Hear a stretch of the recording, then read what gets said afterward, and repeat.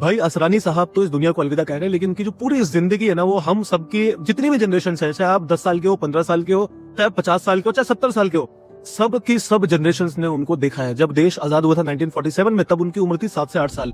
उसके बाद धीरे धीरे बढ़ते रहे। पिताजी ने बोला कि अब तुम स्कूल जाओ, स्कूल के बाद कॉलेज हुआ। पिताजी ने बोला भाई तुम कारपेट बेचो, साड़ियां बेचो, क्योंकि कारोबार था। उन्होंने बोला नहीं, ये सब मैं नहीं करूंगा, पढ़ाई में मन लगता नहीं था।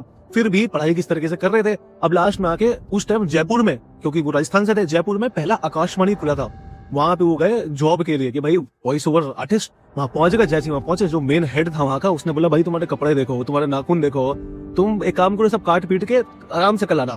वो अगले दिन पहुंच गए वहां पे। उनको लगा यार काम आवाज का है, और ये तो सफाई की बात कर रहे हैं। जब वो साफ सुथरे होकर वहां पे पहुंचे, तो उस बंदे ने उनको बोला कि काम जो है वो पूजा होती है, तो इसलिए साफ सुथरा रहना बहुत जरूरी है। उसके बाद से वहां से करियर शुरू हुआ। आकाशवाणी पे उन्होंने पहला नाटक सुनाया जो हिट हो गया। उसके बाद वो थिएटर में पहुंच गए, एक्टर बन गए। वो थिएटर पे स्टेज पे चले गए भाई, वो वही सेम नाटक हर जगह करना शुरू हो गए, पॉपुलर हुए। अब उनको लगा कि भाई अब तो मुंबई जाना पड़ेगा, सपना एक्टर बनने का। पिताजी को बोला, पिताजी ने बोला बिल्कुल भी नहीं, साड़ियों के कारोबार में आ रहे हो, चुपचाप ये सब बंद कर दो। पैसे मिलते थे थिएटर के, अब उन्होंने उसी से कॉलेज की फीस भर रहे थे, उसी से टिकट कटवाया और मुंबई आ गए। उनको लगा अब तो मैं हीरो बन जाऊंगा। जितने प्रोड्यूसर्स डायरेक्टर्स धक्के खाए, सबने मना कर दिया भाई तुम वो कौन। उसके बाद वो निराश हो गए। निराश होने के बाद किसी ने उनको बताया कि भाई 1960s की बात है, इंडिया का पहला फिल्म स्कूल खुला था पुणे में, FTI। वहां पहुंच गए, पहला बैच, एडमिशन मिलता है, कोर्स पूरा किया। कोर्स पूरा करने के बाद सर्टिफिकेट लेके फिर मुंबई आए। अब वहां पे बोला कि देखो मेरे पास तो सर्टिफिकेट है। अब वहां पे फिर डायरेक्टर प्रोड्यूसर्स ने उनको भगा दिया, ये बोल के कि भाई फिल्मों में एक्टिंग की जरूरत है, सर्टिफिकेट का कोई काम नहीं है। वहां पे ऋषिकेश मुखर्जी बड़े प्रोड्यूसर डायरेक्टर थे, उन्होंने ये तक बोल दिया भाई तुम मेरे घर में बार बार बताया करो 3 कुत्ते हैं, कोई काट वाट लेगा।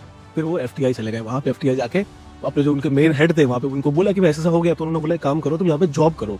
काम करना शुरू कर दिया FTI में, फिल्म छोड़ दिया सब कुछ। और वहां पे उस time Indira Gandhi broadcasting minister थी। वहां पे वो आई, उन्होंने बोला भाई हम तो FTI के स्किल्ड है, हमें काम नहीं मिल रहा। तो इंदिरा गांधी ने फोन लगाया प्रोड्यूसर डायरेक्टर्स को, भैया FTI के लोगों काम हम दो यार। उसके बाद किसी तरीके से एक दिन वही ऋषिकेश मुखर्जी कुत्ते वाला जो एपिसोड, और गुलजार साहब ये FTI पहुंच गए एक दिन, क्योंकि जया बहादुरी को लॉन्च करना था। वहां पे असरानी साहब को एक रोल मिल गया, और वहां से जो गाड़ी चली, उसके बाद यहाँ तो काम किया, गुजराती फिल्मों में बहुत काम किया, हीरो भी बने, विलन भी बने, डायरेक्टर भी बन गए, राइटर भी बन गए।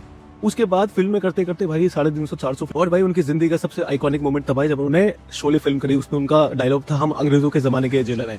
वो तो मतलब उनको लेजेंड, मतलब अलग लीग में लेके चला गया। आज भी लोग उस फिल्म को देखते हैं, डायलॉग को हर जगह देखते हो आप सोचो कि इतना जबरदस्त करियर, मतलब कमाल करियर यार, कमाल। असरानी जी शत शत नमन।